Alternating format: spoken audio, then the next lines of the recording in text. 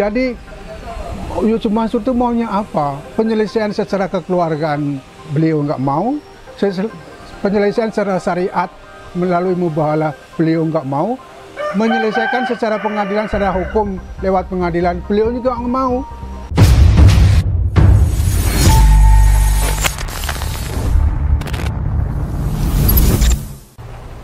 Bismillahirrahmanirrahim. Assalamualaikum warahmatullahi wabarakatuh.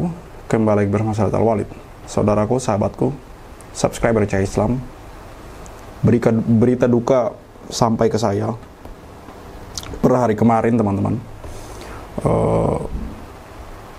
Seorang yang sudah beberapa kali kami wawancarai dan beberapa kali kami temui, Pak Nur Kholik rahimahullah, semoga Allah merahmatinya, itu sudah berpulang ke rahmatullah, teman-teman, sudah meninggal dunia.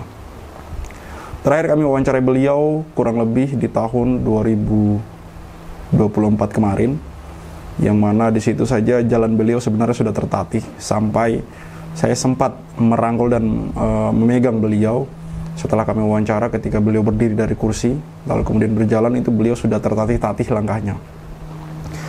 Seperti yang Anda lihat di cuplikan video kami, bahwa Pak Nur Kholik ini rahimahullah itu sangat menginginkan agar haknya dikembalikan oleh Yusuf Mansur alias Jamal Nur Khatib Mansur, yang sekarang lebih dikenal dengan bos warung steak, teman-teman, atas pernyataan Yusuf Mansur yang mengatakan sudah bergabung dengan warung steak and steak sejak 2010. Bapak Nur Kholik meninggal dunia dalam perjuangannya memperjuangkan haknya agar segera dikembalikan oleh Yusuf Mansur. Saya melihat apakah kemudian dengan meninggalnya beliau ini, yang sebenarnya kemarin-kemarin sudah banyak juga yang meninggal, korban yang meninggal, yang dalam proses menuntut haknya itu kemudian meninggal dunia, teman-teman, yang kemudian tujuan mereka tidak tersampaikan, yang mungkin mereka akan menanti di pengadilan akhirat, teman-teman. Yang jelas hari ini kita doakan semoga Pak Nur Kholik itu mendapat tempat terbaik di sisi Allah Subhanahu wa taala. Amin ya rabbal alamin.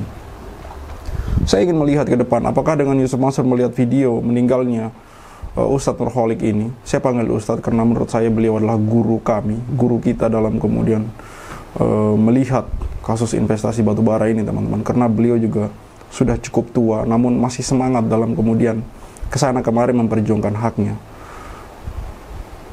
Itu adalah hal yang benar menurut saya, bahwa memperjuangkan hak kita, memperjuangkan hak kita, harta kita, mempertahankan harta kita, itu adalah bagian dari jihad, teman-teman.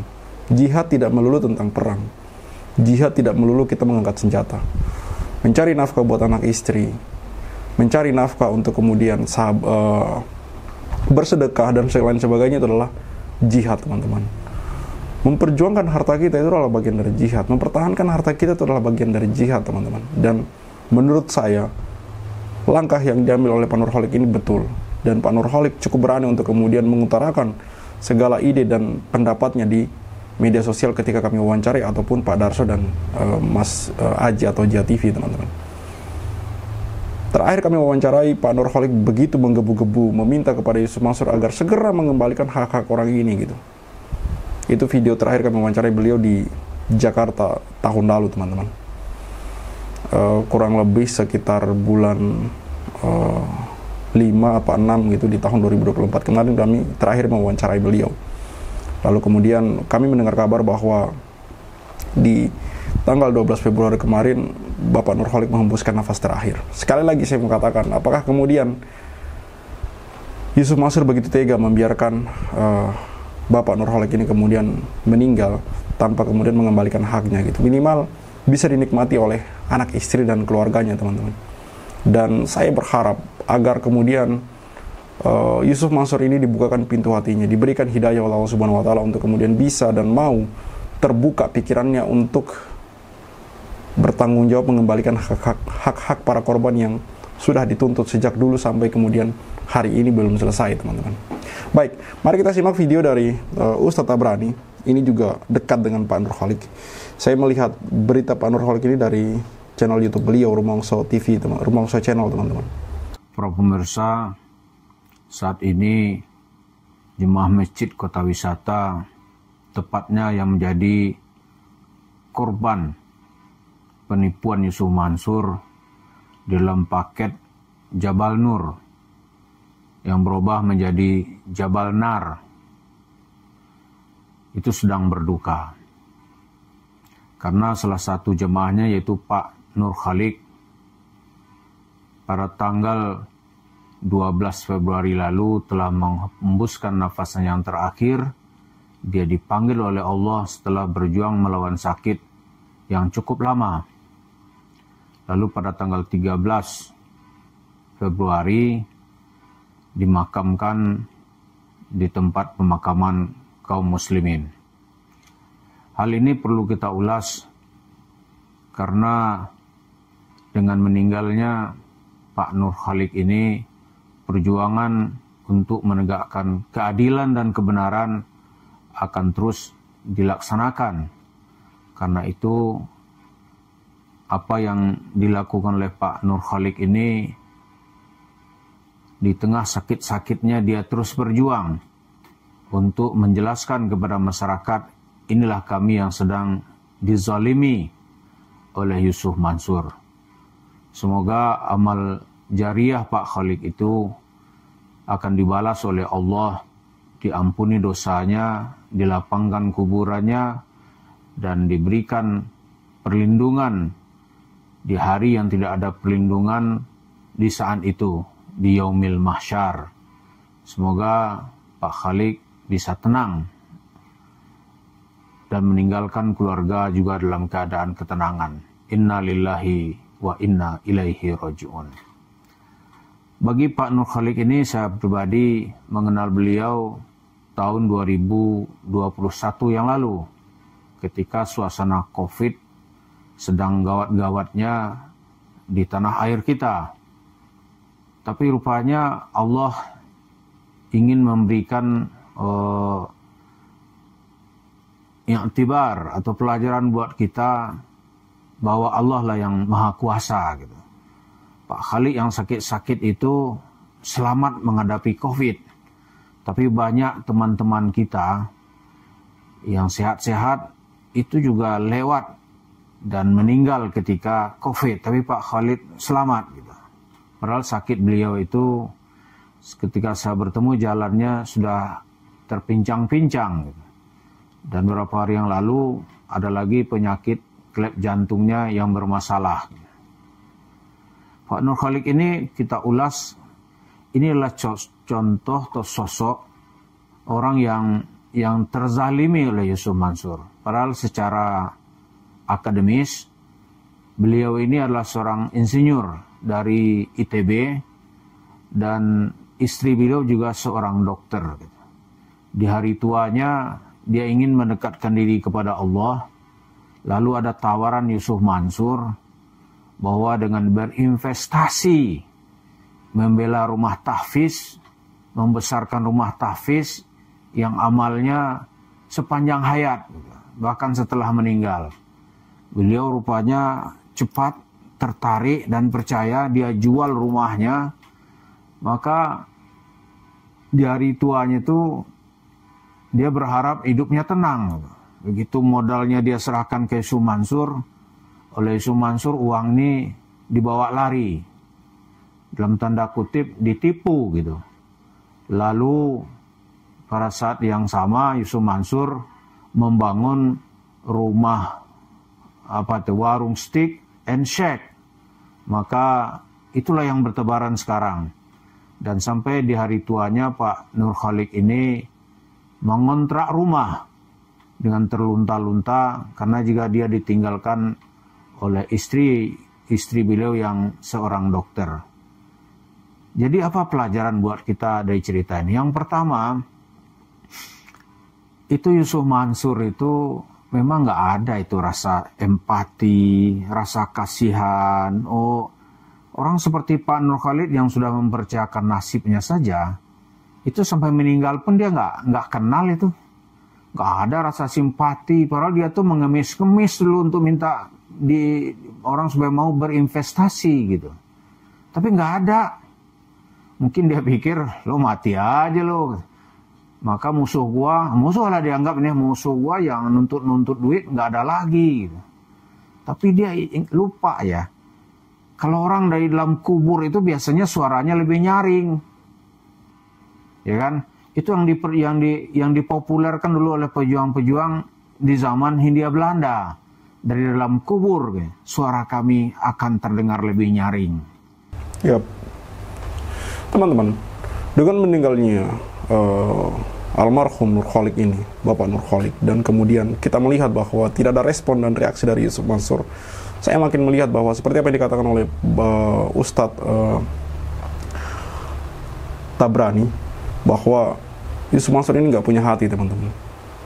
Harusnya dengan meninggalnya korban begini itu mendatangi, menjenguk, atau menyantuni, atau bagaimanapun, itu harusnya dilakukan ketika orang itu punya hati nurani, teman-teman. Karena biar bagaimanapun, Nur Kholik ini pernah kemudian bersentuhan dengan Yusuf Mansur, bahkan menginvestasikan uangnya ke sana gitu.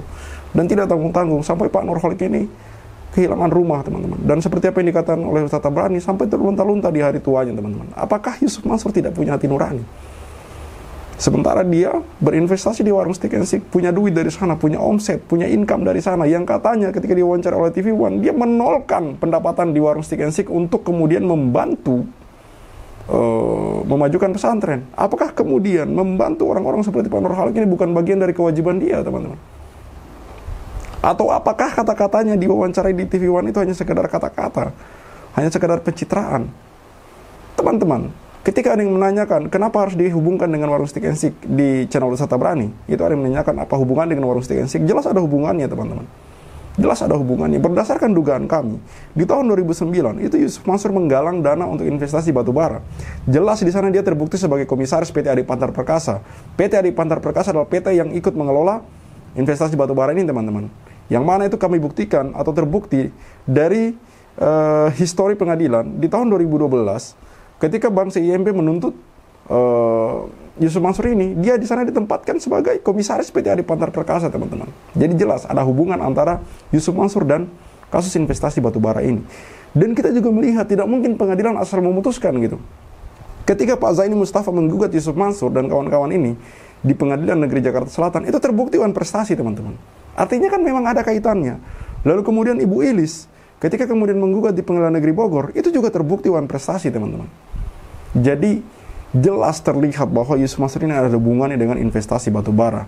Dan semua orang yang kami wawancarai sejauh ini yang kemudian mengatakan dia sebagai korban investasi batubara, itu mengatakan mereka berinvestasi di sana itu karena nama Yusuf Mansur, teman-teman. Karena ada Yusuf Mansur di sana. Karena ada ajakan dari Yusuf Mansur. Karena mereka melihat Yusuf Mansur presentasi di sana. Sampai kemudian banyak beberapa orang kemudian yang juga berpendidikan itu mengatakan, kami terkecoh, kami kurang hati-hati. Karena kenapa? Karena kami sudah begitu percaya dengan nama Yusuf Mansur yang begitu populer di waktu itu, terkenal sebagai ustadz, teman-teman. Orang berpikir tidak mungkin orang ini tidak amanah, tapi kenyataannya pahit, teman-teman. Pil pahit yang harus mereka telan. Nur Kholik, Bapak Nur Kholik rahimahullah, sampai beliau menghembuskan nafas terakhir, hak atau harta yang beliau tuntut tidak beliau dapatkan. Semoga kemudian beliau, Bapak Nur Kholik rahimahullah, mendapatkan keadilan. Dan kita mendengar seperti kata Ustadz Tabrani bahwa suara dari dalam kubur itu bisa lebih kencang.